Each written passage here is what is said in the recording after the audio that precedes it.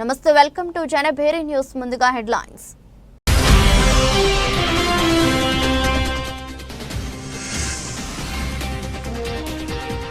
సముద్ర అలలపై పోటీ పడుతున్న క్రీడాకారులు, పోటీలను ఆసక్తిగా వీక్షిస్తున్న పర్యాటకులు.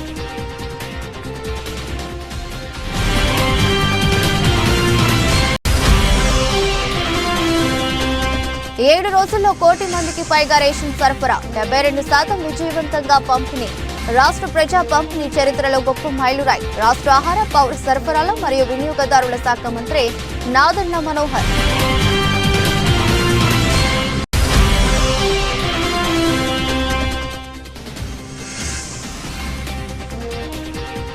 దేవినేని గాంధీపురం పాయకాపురం చెరువు ప్రధాన రహదారి నిర్మాణ పనులకు శంకుస్థాపన చేసిన ఎమ్మెల్యే బోండా ఉమామహేశ్వరరావు. త్యాగానికి ప్రతీక బక్రీద్ అని ప్రభుత్వ విప్ సెంట్రల్ శాసనసభ్యులు బోండా ఉమామహేశ్వరరావు అన్నారు.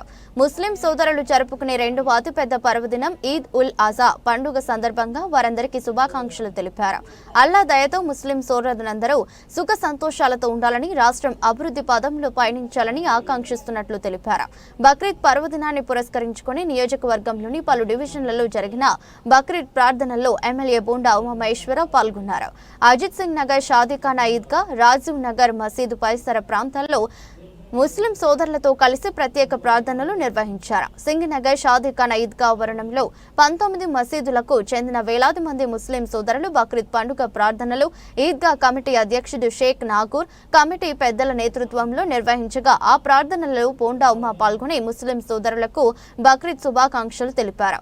అల్లాహ్ మార్గంలో నడిచే ముస్లింలు పాటించే త్యాగ నిరతికి ప్రత్యక్ష నిదర్శనంగా నిలిచే ఈ బక్రీద్ పర్వదినం ముస్లింల జీవితాల్లో సుఖ సంతోషాలు, ఆనంద ఉత్సవాలు నింపాలని కోరుకుంటున్నట్లు తెలిపారు.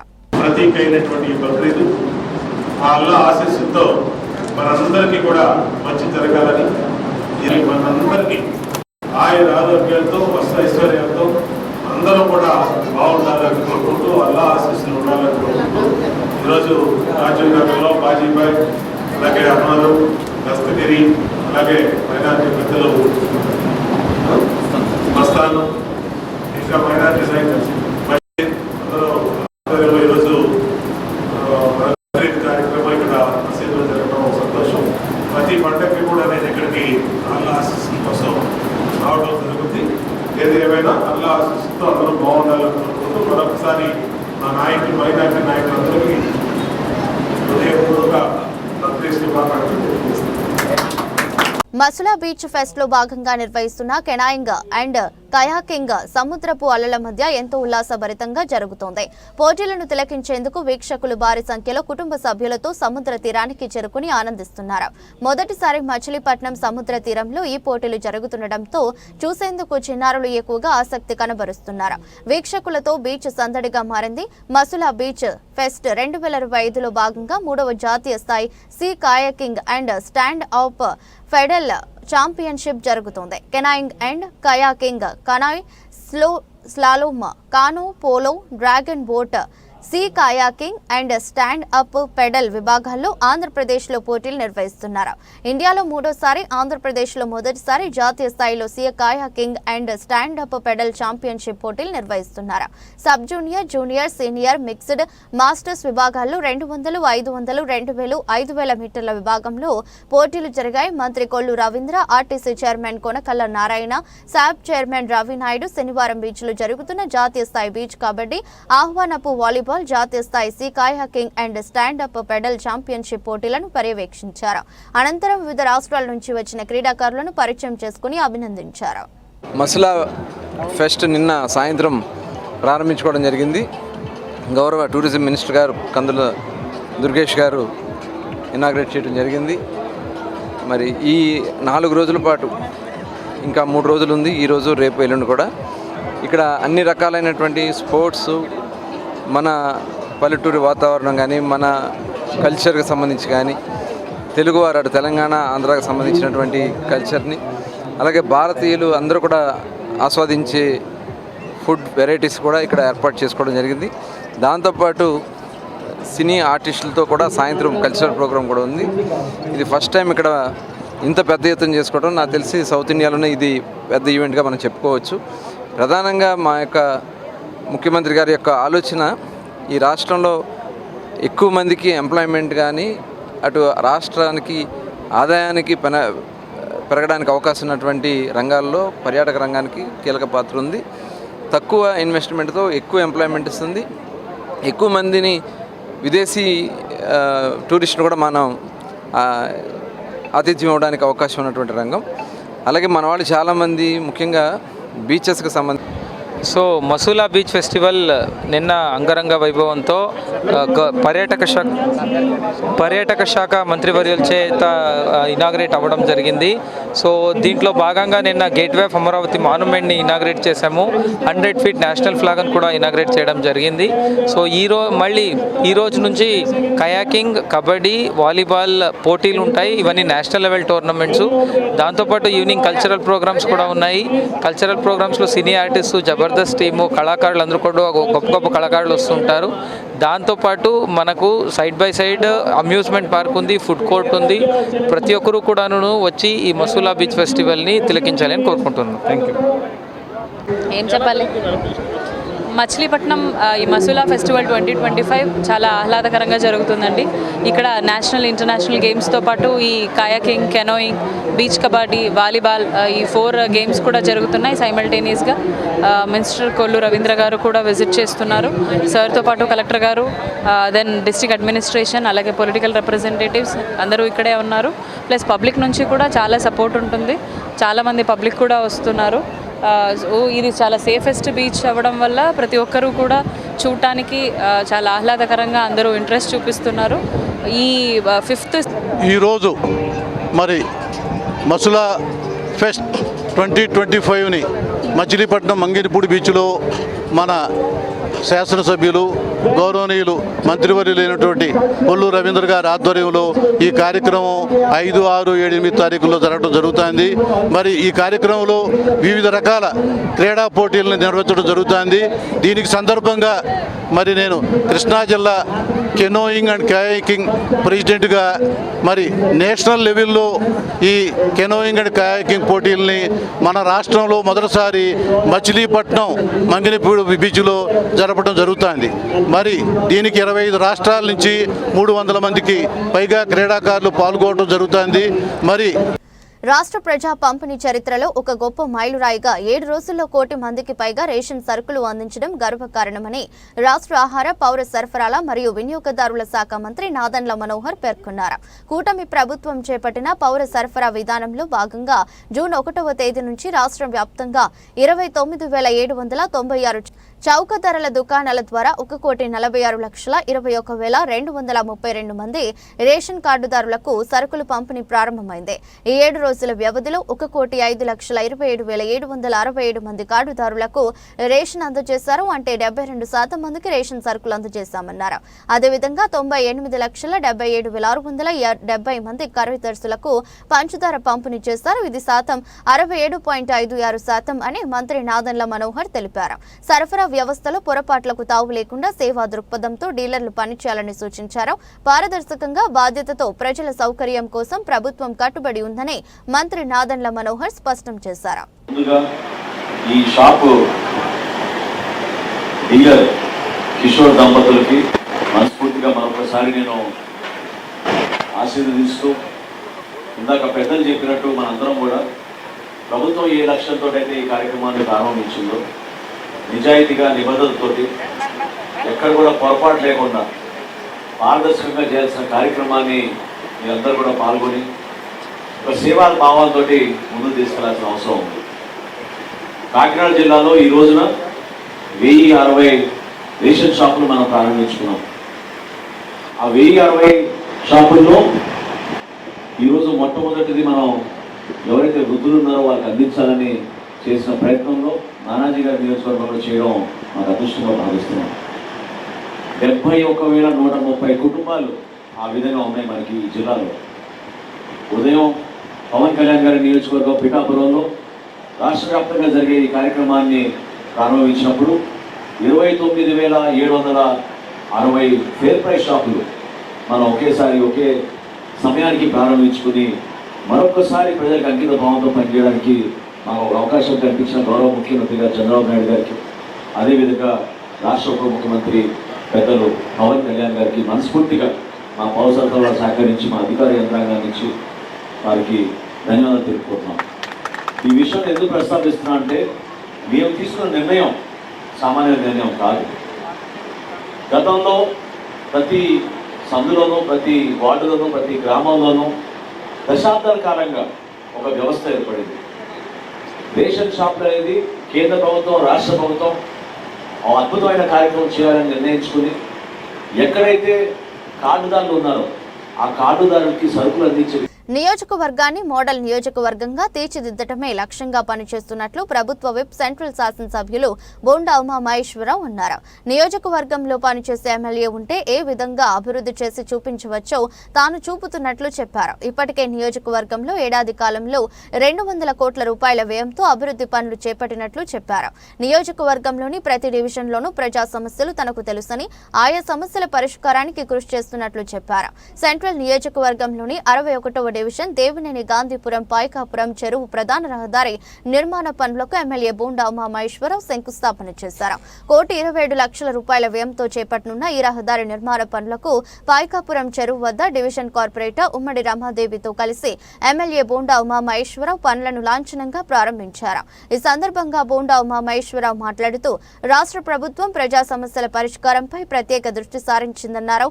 ఈ క్రమంలో నియోజకవర్గంలో ప్రతి డివిజన్లోనూ అభివృద్ధి పనులను శరవేగంగా చేస్తున్నామని చెప్పారు.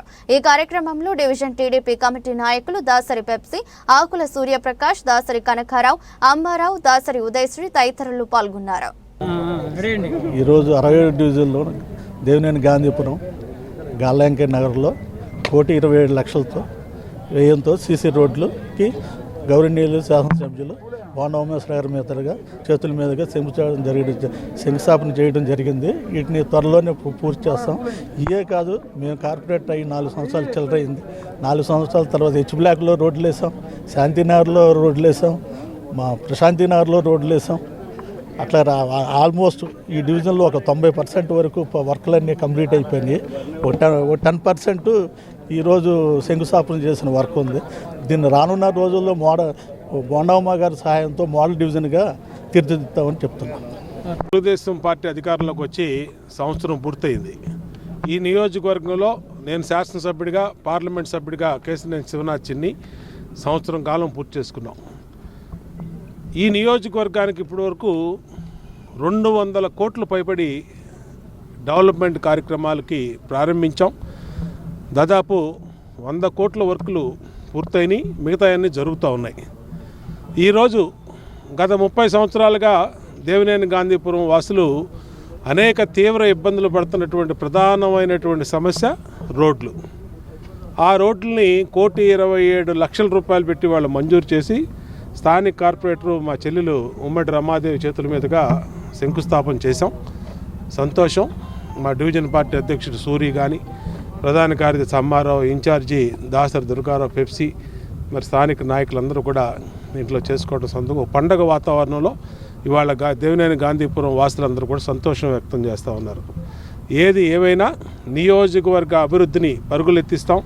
ప్రతి డివిజన్లో 21 డివిజన్లో సెంట్రల్ నియోజకవర్గం 21 డివిజన్లో ఏ రోడ్లో ఏ సమస్య ఉంది అవగాహన ఉన్నటువంటి శాసనసభ్యుడిగా ప్రతి పనిని కూడా టేకప్ చేస్తాం. అది డ్రైనేజీ అవ్వచ్చు, రోడ్డు అవ్వచ్చు, కమ్యూనిటీ హాల్ అవ్వచ్చు, హెల్త్ సెంటర్ అవ్వచ్చు, లేదంటే మర్యాదైన సమస్య లైట్లు అవ్వచ్చు, ఇంకోటి అవ్వచ్చు, పారిశుద్ధ్యం అవ్వచ్చు, అన్నింటిని కూడా పూర్తి చేయటమే లక్ష్యంగా పనిచేస్తాం. ఒక టార్గెట్ పెట్టుకొని అటు ఆర్ఓబీలు, పార్లమెంట్ సభ్యులు కేశినేని శివనాథ్ చిన్ని మొన్న డిఆర్ఎంతో సమావేశమయ్యి 5 ఫ్లైఓవర్ల మీద మరి ఆ రోజున డిఆర్ఎం గారిని ఒప్పించి ప్రతిపాదన సిద్ధం చేస్తే 2 నెలల్లోపు 1 లేదా 2 ఫ్లైఓవర్లు ప్రారంభించబోతా ఉన్నాం, స్టార్ట్ చేయబోతాం పని. అన్నిటిని కూడా ఆర్యూబీలు ఎన్ని సమస్యల్ని పూర్తి చేస్తాం. ఈ టర్మ్లోపు సెంట్రల్ నియోజకవర్గంలో సమస్యలు లేని నియోజకవర్గంగా మోడల్ నియోజకవర్గం తీర్చిదిద్దుతున్న లక్ష్యంగా పనిచేస్తాం. ఈ సందర్భంగా మా దేవినేని గాంధీపురం వాసులకు ఎన్నికల ముందు ఇచ్చిన మాటని నిలబెట్టుకున్నాం. సంతోషంగా ఉంది. వాళ్ళకు కూడా అభినందనలు తెలియజేస్తాం. బక్రీద్ పర్వదినంను పురస్కరించుకుని సీఎం చంద్రబాబు, మంత్రి లోకేష్ ముస్లింలకు బక్రీద్ శుభాకాంక్షలు తెలిపారు. హజ్రత్ ఇబ్రహీం త్యాగానికి రతికి ప్రతీకగా నిర్వహించుకునే పండుగే బక్రీద్ అని సీఎం చంద్రబాబు వెల్లడించారు. హజ్రత్ ఇబ్రహీం స్ఫూర్తిగా అందరూ సాటి వారిని ఆదరిస్తూ సహృదయంతో ముందుకు సాగాలని సీఎం అన్నారు. నిస్వార్థమైన ఆత్మీయ అనుబంధాలను వ్యాపింపు చేయడమే బక్రీద్ పండుగ ముఖ్య ఉద్దేశమని మంత్రి నారా లోకేష్ వ్యాఖ్యానించారు. బక్రీద్ పర్వదినం సందర్భంగా ముస్లిం సోదరులకు ఆంధ్రప్రదేశ్ ముఖ్యమంత్రి చంద్రబాబు నాయుడు మంత్రి నారా లోకేష్ సోషల్ మీడియా వేదికగా ఎక్స్ ద్వారా శుభాకాంక్షలు తెలిపారు. హజ్రత్ ఇబ్రహీం త్యాగ నిరతికి ప్రతీకగా నిర్వహించుకునే బక్రీద్ సందర్భంగా ముస్లిం సోదర సోదరిమణులకు ఈద్ ముబారక్ అని వారు పేర్కొన్నారు. త్యాగ బుద్ధిని నిజమైన భక్తి ప్రపత్తులు కలిగి ఉన్నవారే దైవ కృపకు పాత్రులవుతారనే సూక్తిని బక్రీద్ మనకు తెలియజేస్తుందని తెలిపారు. నేటి ఆధునిక కాలంలో సాటి మనిషిని ప్రేమించే వారే నిజమైన దైవ భక్తులుగా చెప్పవచ్చునని ముఖ్యమంత్రి అన్నారు. హజ్రత్ ఇబ్రహీం స్ఫూర్తితో అందరూ సాటి వారిని ఆదరిస్తూ సహృదయంతో ముందుకు సాగాలని బక్రీద్ సందర్భంగా ఆకాంక్షించారు.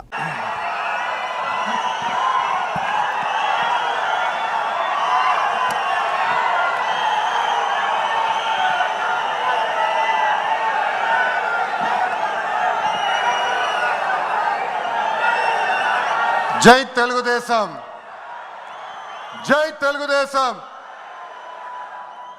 దేవుడి గడప గడపై ఈరోజు కార్యకర్తల్ని ఉద్దేశించి మాడతాం నా అదృష్టం.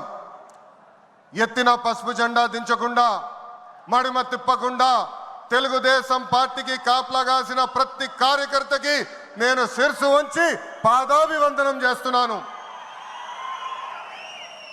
వేదిక పైన ఉన్న గౌరవ జాతీయ అధ్యక్షులు చంద్రబాబు నాయుడు గారికి, గౌరవ ఆంధ్ర రాష్ట్ర అధ్యక్షులు పల్లా శ్రీనివాస్ గారికి, తెలంగాణ ఆంధ్ర అండమాన్ పార్టీ నాయకులకు కార్యకర్తలకు నా నమస్కారం.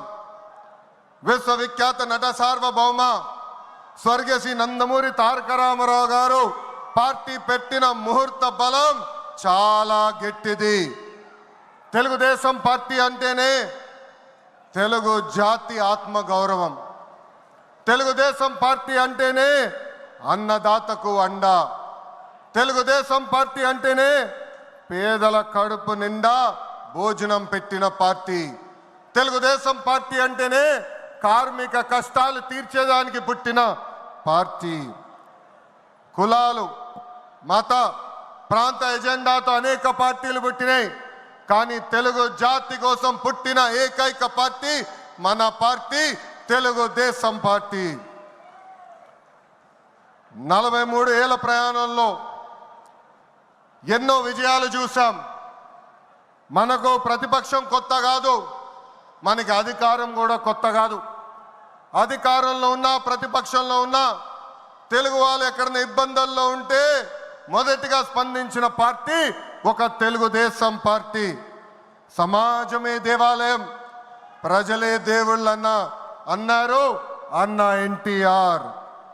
మన అధినేత చంద్రబాబు గారు దగ్గర నుంచి కార్యకర్తల వరకు అందరం ఏదో ఒక రూపంలో ప్రజలు. ఇప్పుడు నేను ఇక్కడుండే బంగారు కుటుంబాలు ఏ కుటుంబాలు ఉన్నాయో పేర్లు ఇవ్వండి, వాళ్ళని ఒకసారి పిలిచి మార్గదర్శకుడు మాట్లాడిస్తాను. మాది ఆగిరిపల్లి మండలం ప్యారీ రేష్మ. నారా చంద్రబాబు గారు నాయుడు గారికి ధన్యవాదాలు. మా కొరకు పిల్లలకి చదివించుకోవడానికి మేము మీకు సహాయం కోరుకుంటున్నాం. నాకు 3 పిల్లలు, 3 బాగా చదివించుకొని ఉండడానికి ఇల్లు సహాయం కోరుకుంటున్నాం. ఏమీ లేదు. మీ భర్త ఏం చేస్తాడమ్మా? మా భర్త డ్రైవర్ సార్. డ్రైవర్? ఆటో ఉందా? లేదు, బయట డ్రైవర్గా పనిచేస్తాడు. అవును సార్. ఓకే, అంటే డ్రైవర్గా డబ్బులు సంపాదించి మిమ్మల్ని అందరినీ పోషిస్తున్నారు. నువ్వేం పని చేస్తావు? నేను ఇంట్లో ఉంటాను సార్. ఇంట్లోనే ఉంటావు? అవును. నువ్వేం చదువుకున్నావా? 7th class. 7th క్లాస్ చదువుకున్నావు. మీ ఇంట్లో ఇంకెవరు ఉంటారు? పెద్ద పాప ఇంటర్ చదువుతుంది. చిన్న పాప 9th కంప్లీట్ సార్. బాబు 7th కంప్లీట్.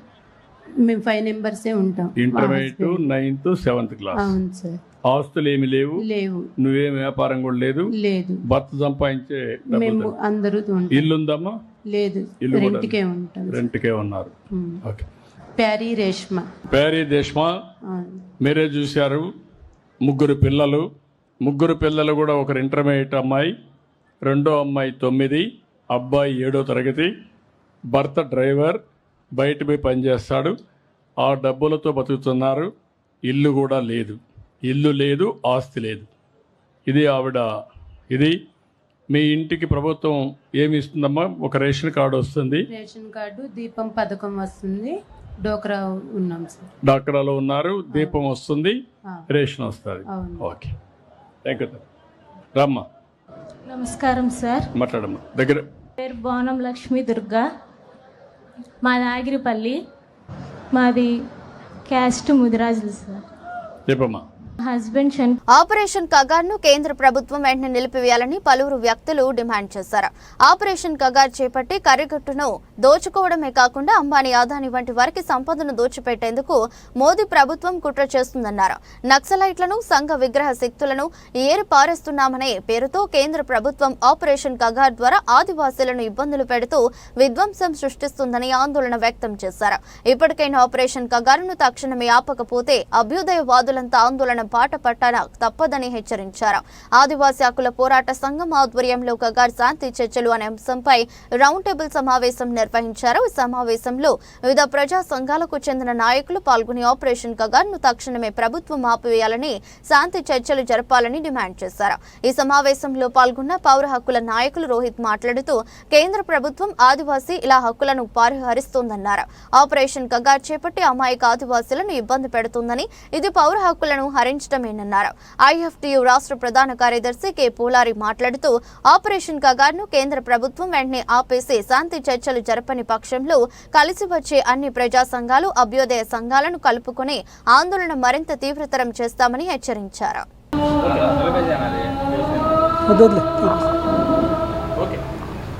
రాజ్యాంగం మీద ప్రమాణం చేసిన పాలకులు ఈరోజు ఆ రాజ్యాంగానికి విరుద్ధంగా వ్యవహారం చేస్తూ ఉన్నారు.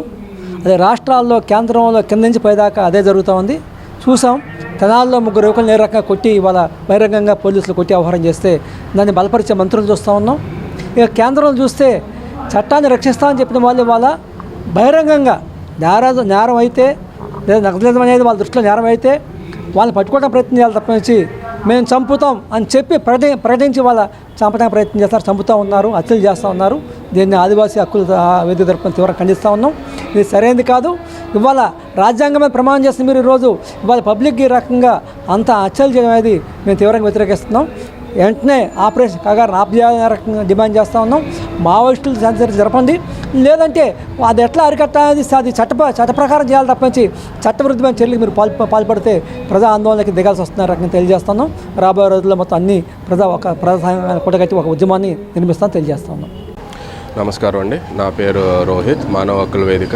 ఈరోజు ఆదివాసీ పోరాటాల హక్కుల సంఘీభావ వేదిక ఆపరేషన్ కగార్ నిలిపివేయాలని, మావోయిస్టులతో శాంతి చర్చలు జరపాలని చెప్పి రౌండ్ టేబుల్ నిర్వహిస్తుంది. ఇక్కడ ముఖ్యంగా మనం చెప్పుకోవాల్సింది ఏంటంటే, మావోయిస్టులు ఇప్పుడు కనీసం 4-5 సార్లు మేము శాంతి చర్చలకు సిద్ధంగా ఉన్నామని చెప్పి ప్రకటనలు ఇచ్చి సందేశాలు పంపినా కూడా ముఖ్యంగా కేంద్ర ప్రభుత్వం దాన్ని బుట్టదాఖలు చేసి వాళ్ళని హత్యాకాండ చేసుకుంటూ వెళ్ళడం అనేది పూర్తిగా చట్టవిరుద్ధం, రాజ్యాంగ విరుద్ధం కూడా.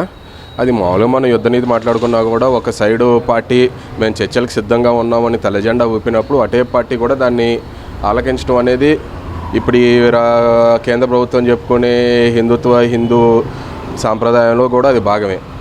అటు వాళ్ళు మేము శాంతి చర్చలకు రెడీగా ఉన్నామంటే శాంతి చర్చలను తీసుకెళ్ళడానికి, కానీ అలా చేయకుండా మొన్న వాళ్ళ ప్రధాన కార్యదర్శిని హత్య చేశారు, నిన్న వాళ్ళ సెంట్రల్ కమిటీ మెంబర్ని హత్య చేశారు, ఈరోజు ఇంకో ఇద్దరిని చంపేశారనే వార్తలు వస్తున్నాయి.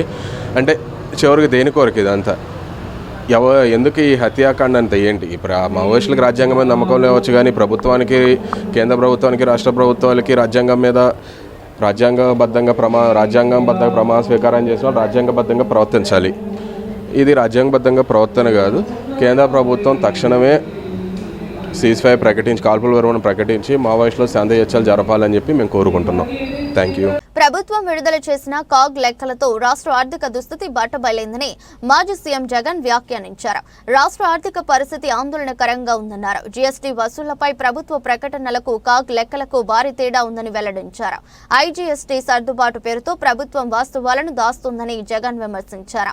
ఆంధ్రప్రదేశ్ రాష్ట్ర ఆర్థిక పరిస్థితి దిగజారిందంటూ వైసీపీ అధినేత జగన్ తీవ్ర స్థాయిలో విమర్శలు సంధించారు. ఈ మేరకు ఆయన సోషల్ మీడియాలో స్పందించారు. కంప్ట్రోలర్ అండ్ ఆడిటర్ జనరల్ విడుదల చేసిన ఏప్రిల్ 2025 నెలవారీ కీలక సూచికలు తీవ్ర ఆందోళనకరమైన చిత్రాన్ని ఆవిష్కరిస్తున్నాయని తెలిపారు. రాష్ట్ర ప్రభుత్వం చేస్తున్న ప్రచారానికి వాస్తవ ఆర్థిక స్థితిగతులకు పొంతన లేదని ఈ గణాంకాలు స్పష్టం చేస్తున్నాయని, గణాంకాలు బహిర్గతమైన వెంటనే ప్రభుత్వం మరోసారి మే నెలలో కూడా జీఎస్టీ ఆదాయాలు రికార్డు స్థాయిలో ఉన్నాయని పేర్కొంటూ ఒక కుట్రపూరితమైన ప్రకటనలో విడుదల చేసిందన్నారు.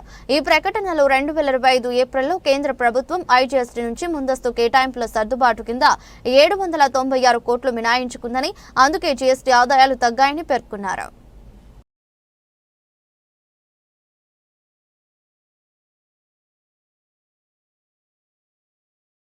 బుల్డోజర్ సంస్కృతి రాష్ట్రంలో నడుస్తోందని సిపిఎం నేత బాబురావు ఫైర్ అయ్యారు. శాతవాహన కళాశాల ఎదుట సిపిఎం ఆధ్వర్యంలో ధర్నా జరిగింది. కార్యక్రమంలో పాల్గొన్న సిపిఎం రాష్ట్ర కార్యదర్శి వర్గ సభ్యులు బాబురావు కీలక వ్యాఖ్యలు చేశారు. శాతవాహన కళాశాలను రాత్రికి రాత్రి కూల్చేశారని, ప్రభుత్వ అండతో కబ్జా ప్రయత్నాలు జరుగుతున్నాయని అన్నారు. ప్రభుత్వ పెద్దల అండతో ఇదంతా చేస్తున్నారని దుయ్యబట్టారు. 200 కోట్ల విలువైన ఆస్తిని ప్రభుత్వం కాపాడాలని డిమాండ్ చేశారు. ఎమ్మెల్సీ ఆలపాటిపై కిడ్నాప్ ఆరోపణలు వచ్చినా పట్టించుకోలేదన్నారు. విద్యార్థుల భవిష్యత్తు అంధకారంలో పడిందని ఆవేదన వ్యక్తం చేశారు. విద్యాశాఖ మంత్రి ఈ అంశంపై స్పందించాలన్నారు. ప్రభుత్వం వెంటనే ఈ వివాదంపై స్పందించాలని, ఎస్ఆర్ఆర్ కళాశాల స్థలాన్ని కబ్జా చేసే ప్రయత్నాలు జరుగుతున్నాయని, కనకదుర్గ థియేటర్ను కూడా బుల్డోజర్లో పగలగొట్టారని వాపోయారు. విజయవాడలో 55 సంవత్సరాల చరిత్ర కలిగిన శాతవాహన డిగ్రీ కాలేజీ 5 ఎకరాల పైగా భూమి ఉంది. అర్బన్ ల్యాండ్ సీలింగ్ భూమి, 200 కోట్ల రూపాయల విలువైనటువంటి భూమి. దీన్ని అర్ధరాత్రి పెత్తందారులు, బడా వ్యాపారస్తులు, ప్రభుత్వము కుమ్మక్కైపోయి ఆ భూమిని అర్ధరాత్రి బుల్డోజర్లతో వచ్చేసి కాలేజీ భవనాలను కూల్చేశారు. ప్రభుత్వం కళ్ళు మూసుకొని చూస్తూ ఉంది. 4-5 రోజుల క్రితమే ప్రిన్సిపల్ని కిడ్నాప్ చేశారు. ఆలపాటి రాజేంద్ర ప్రసాద్ తెలుగుదేశం ఎమ్మెల్సీ అని కంప్లైంట్ వెళ్తే గవర్నమెంట్ మాట్లాడాల. అంటే విద్యార్థుల భవిష్యత్తుని అంధకారం చేయటానికి అడ్డగోలుగా గవర్నమెంట్ అండతో కబ్జాలు చేస్తారు. బుల్డోజర్ సంస్కృతి. నిన్నగాక మొన్న అన్నపూర్ణ థియేటర్లో ఇదే రకం బుల్డోజర్లు వచ్చినాయి. తిరుపతిలో బుల్డోజర్లు. అంటే ఇక వేల ఎకరాల భూముల్ని, కోట్ల రూపాయల విలువైన భూముల్ని గవర్నమెంట్ అండతో కబ్జా చేస్తూ ఉంటే ఈ కాలేజీలు నడవడానికి వీల్లేదా? మరి ఇంత జరుగుతూ ఉంటే ఎవరి మీద చర్య తీసుకున్నారు? కిడ్నాప్ చేశారని ఎమ్మెల్సీ మీద చర్య తీసుకోరు.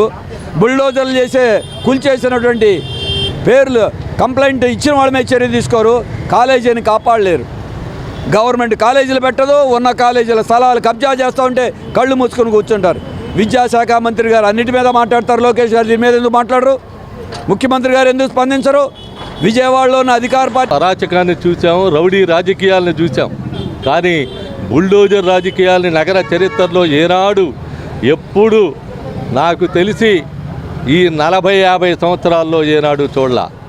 కూటమి ప్రభుత్వం యొక్క సంవత్సరాది ముగిసింది కాబట్టి కానుకగా బుల్డోజర్ల సంస్కృతి పెట్టారా అని అడుగుతున్నాం. ఈ కానుకగా బుల్డోజర్ల సంస్కృతి వచ్చిందా అని అడుగుతున్నాం. శాతవాహన కాలేజీ, 400 మంది విద్యార్థులు ఉన్నటువంటి కాలేజీ, 150 కోట్ల రూపాయలు విలువ చేసేటువంటి కాలేజీ స్థలాన్ని కైంకర్యం చేస్తూ ఉంటే, కబ్జాకూరులు స్వాధీనం చేసుకుంటూ ఉంటే ప్రభుత్వం పలకదు, ముఖ్యమంత్రి గారు పలకడం, ఉప ముఖ్యమంత్రి గారు పలకడం, విద్యామంత్రి గారు పలకడం. నైట్కి నైట్ వచ్చి మొత్తం కూల్చేసి విద్యార్థుల యొక్క సర్టిఫికెట్స్, మెటీరియల్ మొత్తం మంట గెలిచి ధ్వంసం చేసేటువంటి పరిస్థితి వస్తే ఇంతవరకు నోరిప్పదా ప్రభుత్వం? ఏంటిది వెనకమాల ఉన్నటువంటి ఆంతర్యం? అంటే మీ వెనకమాల మీ ఎమ్మెల్సీ ఉన్నాడనే, దీని వెనకమాల మీ అనుంగి మిత్రులు ఉన్నారనే, దీని వెనకమాల బిల్డర్లు, రియల్టర్స్, మీకు అవసరమైనటువంటి కావాల్సిన వాళ్ళు ఉన్నారనే. ఎందుకని జరగడంలా, ఎందుకని చేయలేదని చెప్పి అడుగుతున్నాం. అందుకని ఎప్పటికైనా ప్రభుత్వం స్వాధీనం చేసుకోవాలి. ప్రభుత్వ స్వాధీనంలో కాలేజీ నడపాలి. ఆ రకమైనటువంటి పద్ధతుల్లో చేస్తేనే దీనికి ముక్తి తప్ప లేకపోయినట్లయితే సాధ్యం కాదని చెప్పనేటువంటిది ఈ సందర్భంగా చెప్పదలిచాం. ఒకవైపు ఎస్ఆర్ఆర్, ఇంకోవైపు ఇది. మొన్న జరిగినటువంటి బుల్డోజర్ ఘటన అక్కడ జరిగింది, అన్నపూర్ణ థియేటర్ దగ్గర. ఇట్లా ఇది అసలు చరివిత చరణంగా సాగుతూ ఉంది. ఎక్కడి నుంచి వచ్చింది? ఇంతవరకు ముద్దాయిలను అరెస్ట్ చేయలేదే. అంటే ముందస్తు బెయిల్కి అవకాశం ఇచ్చారా? దేనికి ఇచ్చారు? దేనికి అరెస్ట్ చేయలా? కబ్జా. వార్తలు ముగించే ముందు మరోసారి హెడ్లైన్స్.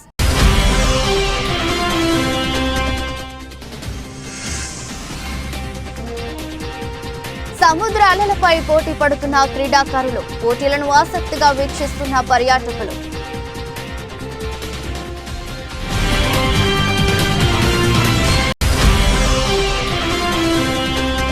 ఏడు రోజుల్లో 1 కోటి మందికి పైగా రేషన్ సరఫరా, 72% విజయవంతంగా పంపిణీ.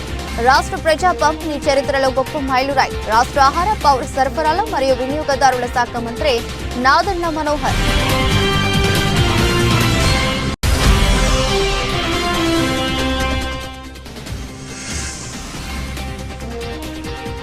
దేవినేని గాంధీపురం పాయకాపురం చెరువు ప్రధాన రహదారి నిర్మాణ పనులకు శంకుస్థాపన చేసిన ఎమ్మెల్యే బోండా ఉమామహేశ్వరరావు. ఇదరస్ట్ బులెటిన్, మరో బులెటిన్లో మళ్ళీ కలుద్దాం. అంతవరకు సెలవు, నమస్కారం.